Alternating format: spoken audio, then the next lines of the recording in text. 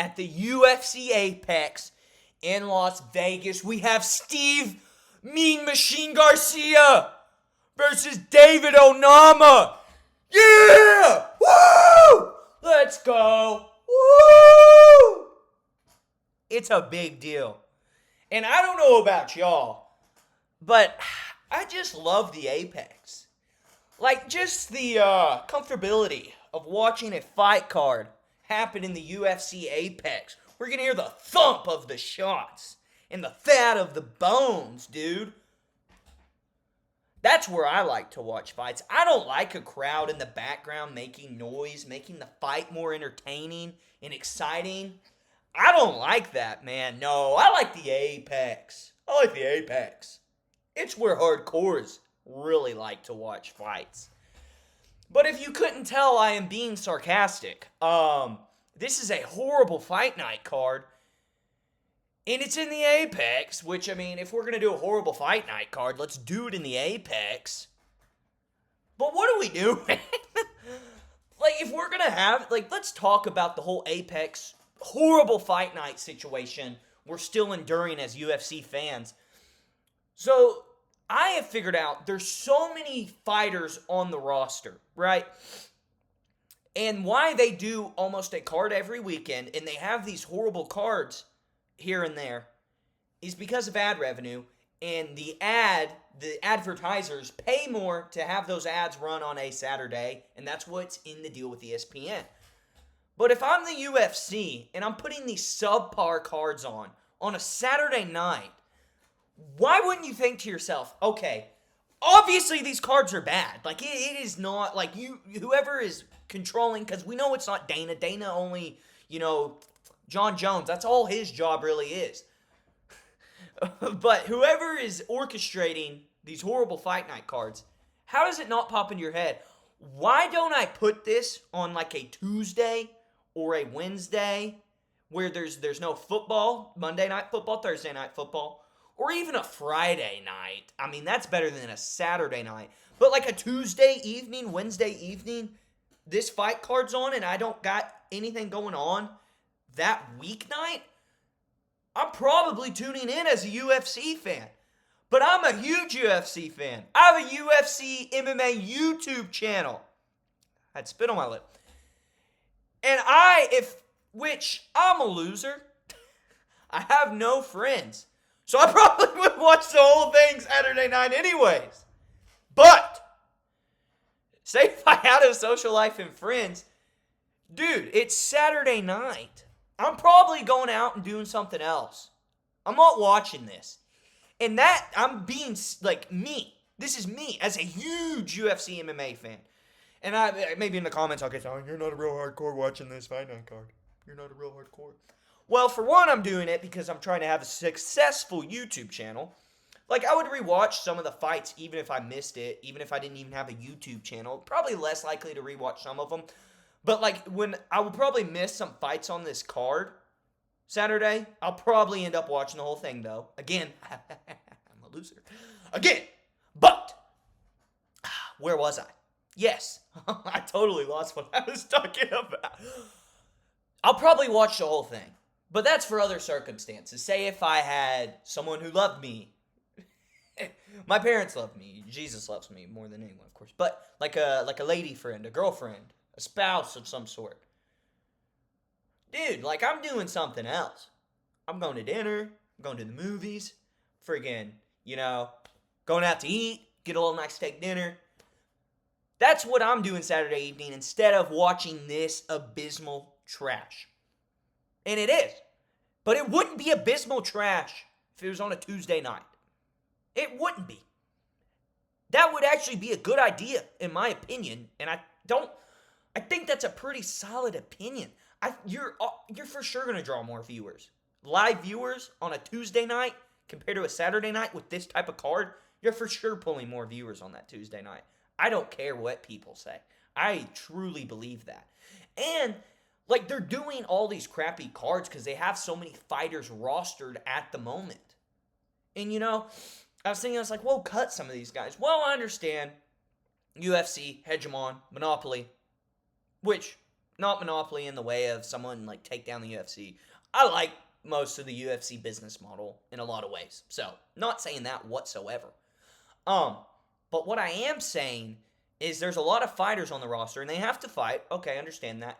You only have so many events in a year, okay? And you still want to have stacked cards. And I was thinking about this. I was like, that's probably right cuz if they are doing this many fight night cards and traveling almost weekly, a lot of those fight night cards and even pay-per-views could and probably would be weakened. Like, especially on a card like this, your main event's Garcia Onama. That's a prelim fight. Like, the two, and then there's Waldo and Ante. Or maybe, I don't know. I don't run the UFC. But why don't you look at it, dude? You're smart. You're way smarter than me, UFC freaking people. Okay? Like, look and see if, what is it, probably? 10 to 12 horrible fight night cards a year. Like, this one's really bad in these Apex cards. There's a few that are a tad bit better. But you look at those and go, okay, how about we just spread these fights out to the better fight night cards where there's actually a crowd in an arena, not in the UFC Apex? Or why don't we dial up a couple fights on these pay-per-view prelims? Or even like this, honestly, for a guy like me, I would, if the main card's pretty good and this is the opening fight on the main card, it depends how good the main card is, but I'm not too mad. It's a ranked matchup, for one. Steve Garcia is good. He's fun to watch. Onama, he's pretty good. Not the most exciting fighter, but still, it's a up-and-coming, lower-ranked contenders fighting. So that's not even a bad main card opener fight. But no, we're going to make this a main event of a UFC Apex fight night. And I'm still going to watch it. Woo! Yeah. No, but seriously, I'm just sick of these horrible fight night cards because I end up watching them. But also, I don't know, I made a friend tomorrow and he's like, dog, let's go golf Saturday night. I'm like, yeah, let's go golf.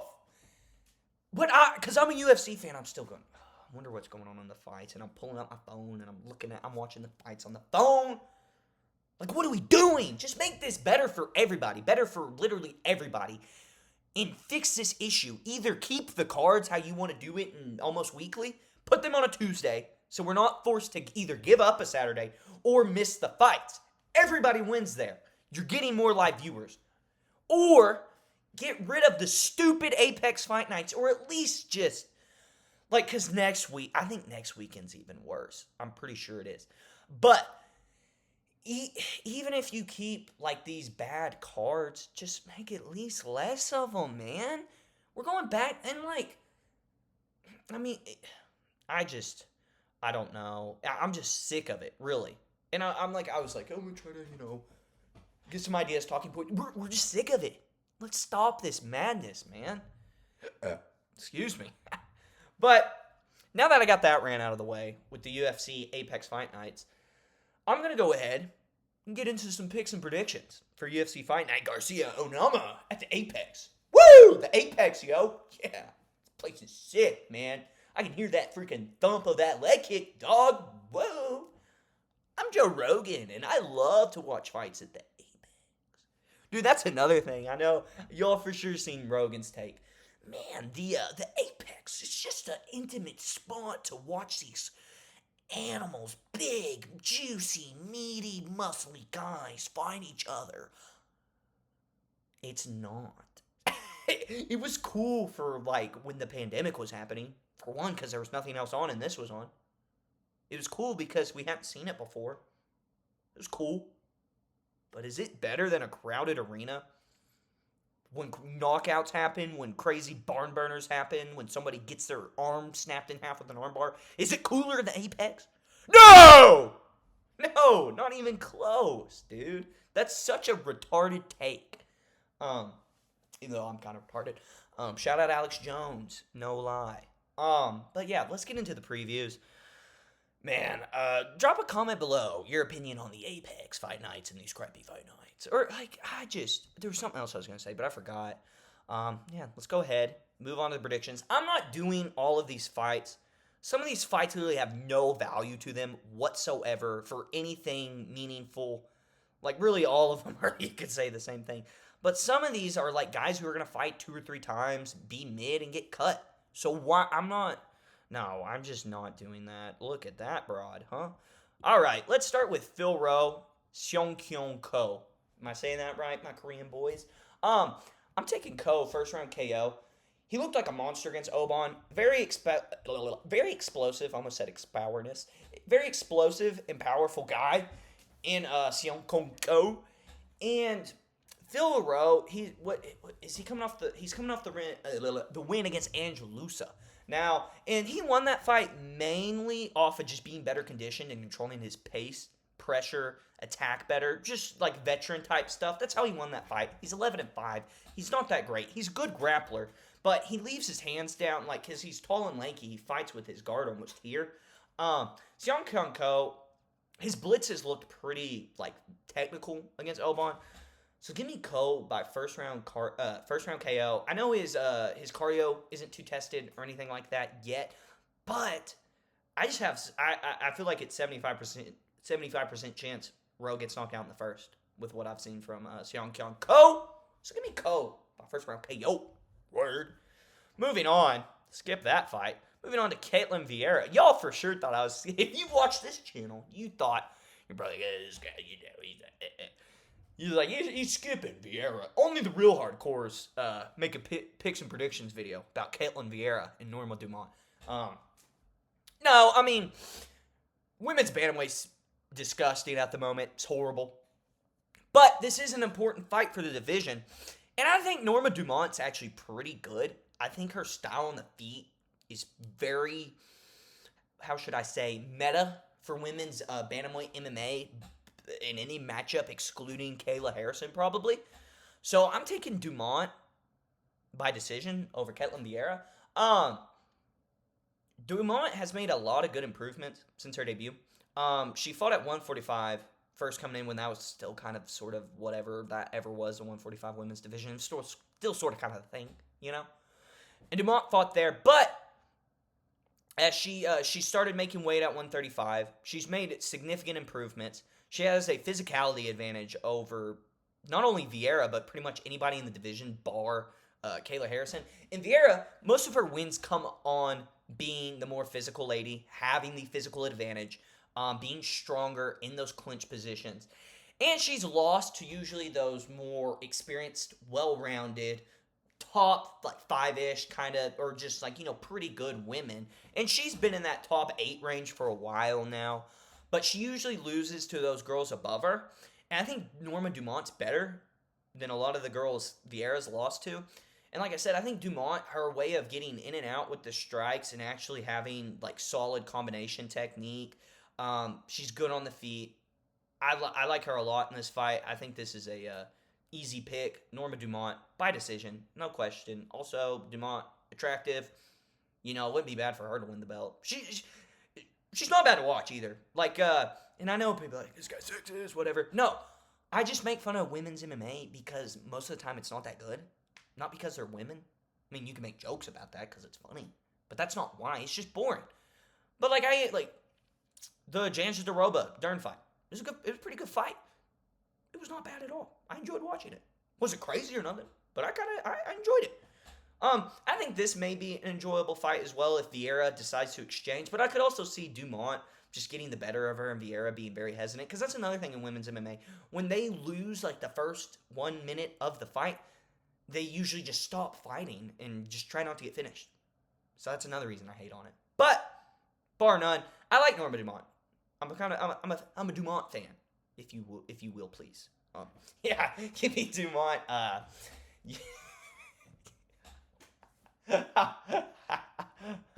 don't know. I thought that was so funny. Yeah, give me Dumont by decision, man. Yeah. Woo, dude. This fight card's so bad. Oh my gosh. Cedriques Dumas is not a good fighter at all. Give me Dante Johnson. I watched one of his. He had a pretty good showing at the Contender Series. I watched one of his regional fights.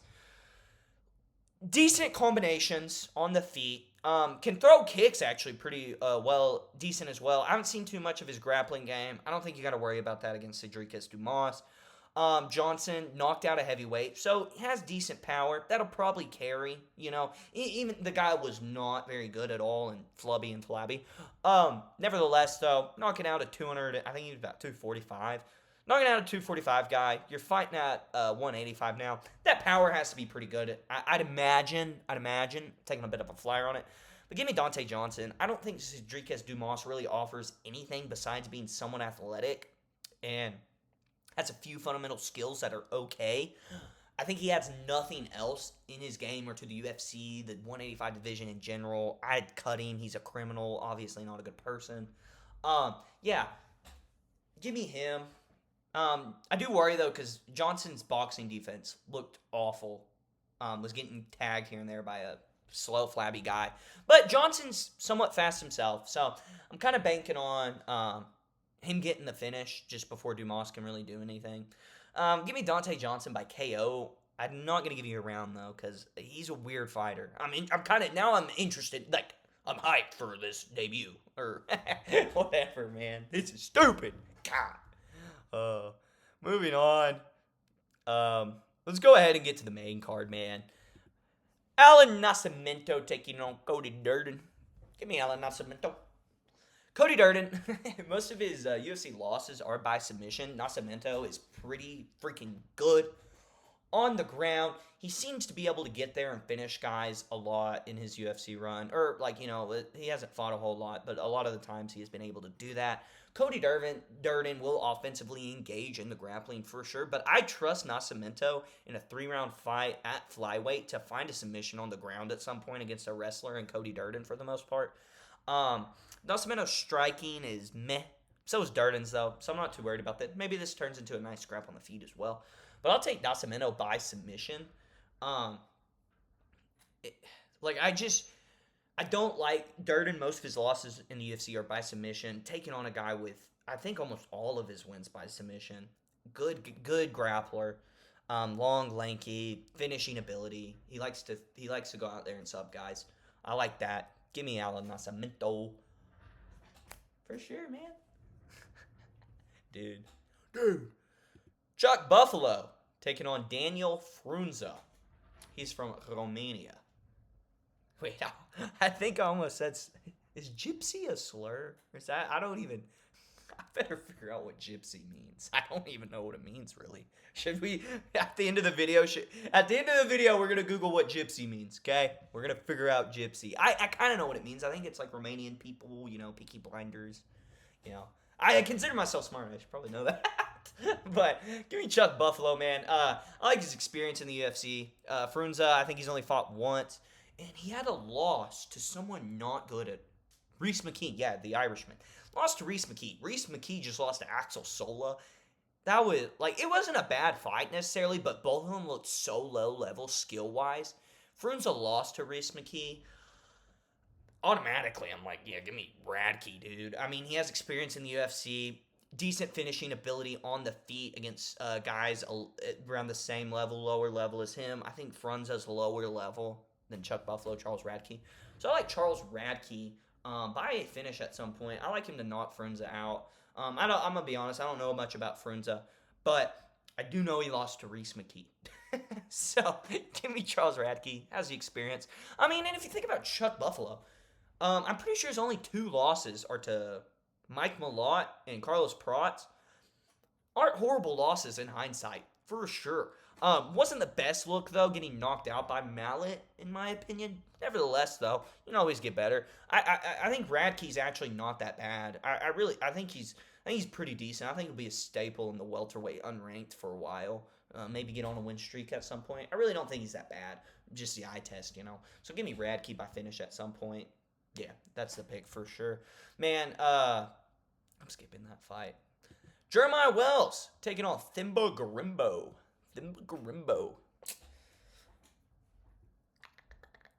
Give me Garimbo. Yeah, I'll take Garimbo by decision. Wells is on a 2-fight losing streak. I know Garimbo's coming off a loss to Luque, but Luque's very crafty on the ground with his submissions. The reason and I like Garimbo a lot in this fight is he has done decent work in the UFC overall. Wells has been very hit or miss in general, but he lost a split decision in his last fight to Max Griffin. Jeremiah Wells did. He looked very slow in that fight, getting outstruck by Max Griffin.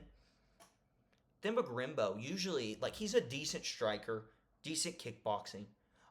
Usually his disadvantage a lot of the times, he's kind of slow. He's not super slow. It's just like he kind of seems one step behind, or not getting the best. If he was like a tad bit snappier, made the decision to throw the punch a little quicker. But in this fight, well, I think he'll have the speed advantage for sure. So give me Thimba Garimbo by decision. I think it's going to be hard to put out Wells. Garimbo's not the biggest finisher in the world anyways. I like Garimbo a lot in this fight.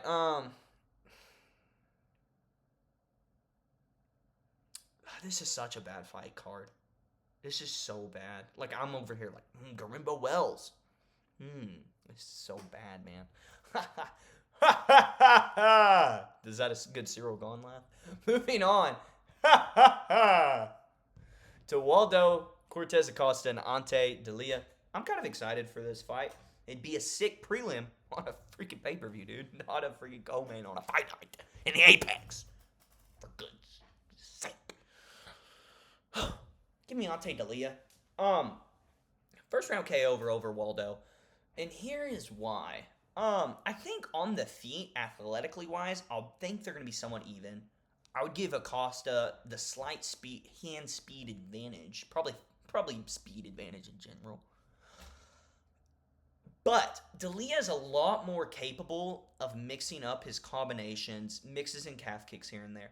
And he's not a bad grappler, especially with his experience in MMA in general. He's fought pretty good heavyweights outside of the UFC.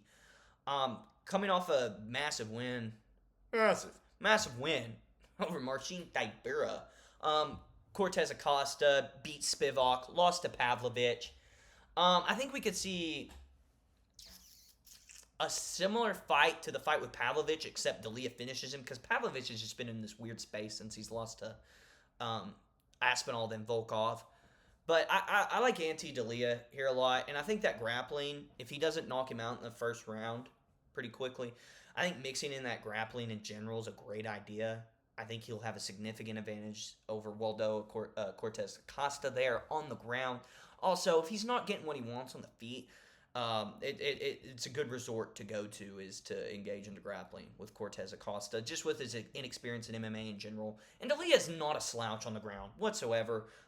Working out with some of the best heavyweights in the world over at Tom Aspinall's gym in London. I think, is that where it's at? I don't even know. But yeah, I like Ante Delia here. I like Ante Delia. I think he's he really, like, when he who did he beat? Marcin Tybura. When he beat him and started like crying and stuff, like I teared up a little bit, man. That was cool. I like stuff like that, He may not be like craziest looking guy, like cool name. He may not have all this aura, but dude, he's just a worker, man. He just works hard.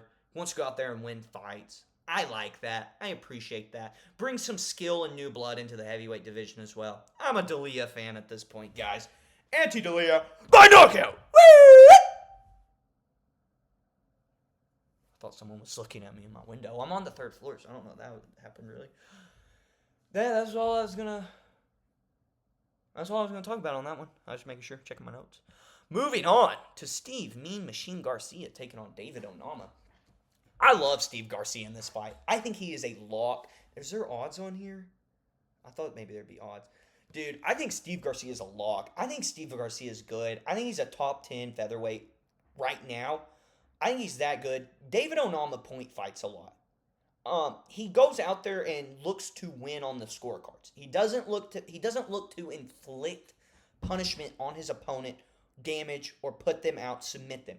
He looks to go in there and move around, land solid strikes when he can, or like what he did with Giga, get the fight to the ground, position over submission, and control. He's a point fighter.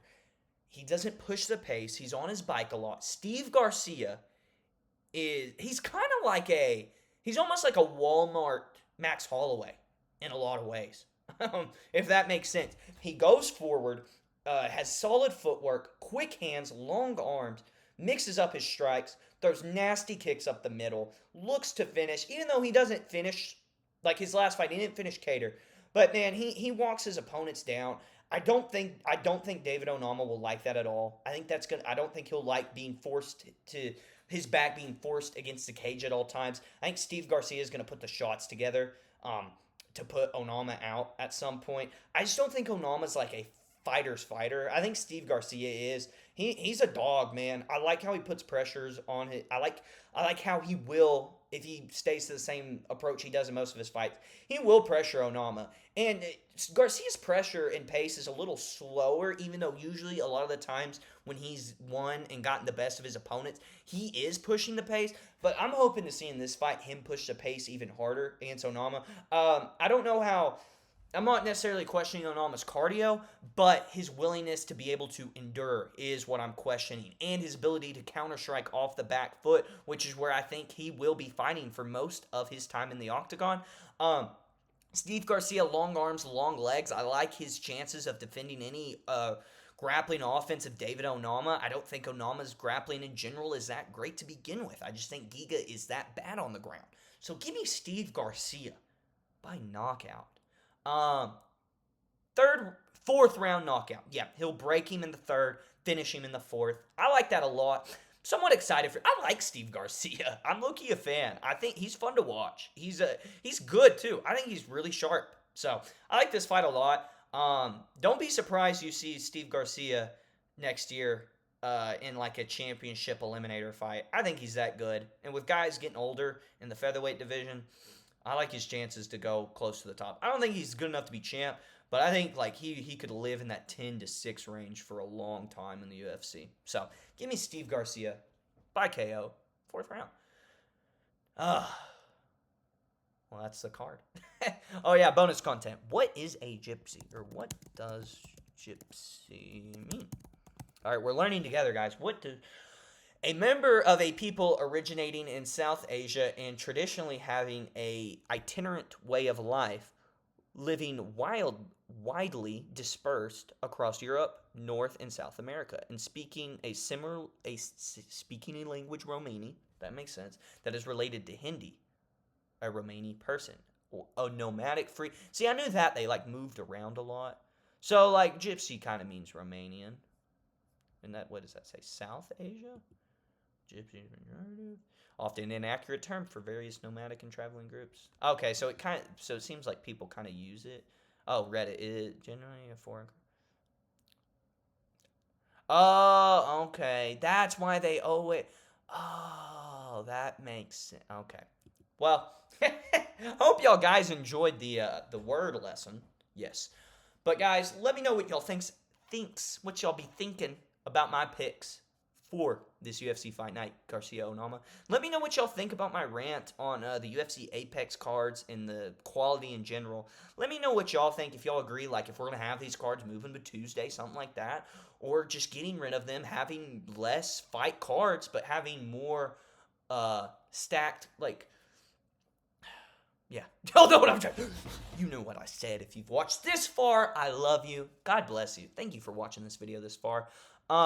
Please like, please subscribe. CNOL MMA. That's the video today. Christ is King. Y'all have a blessed one.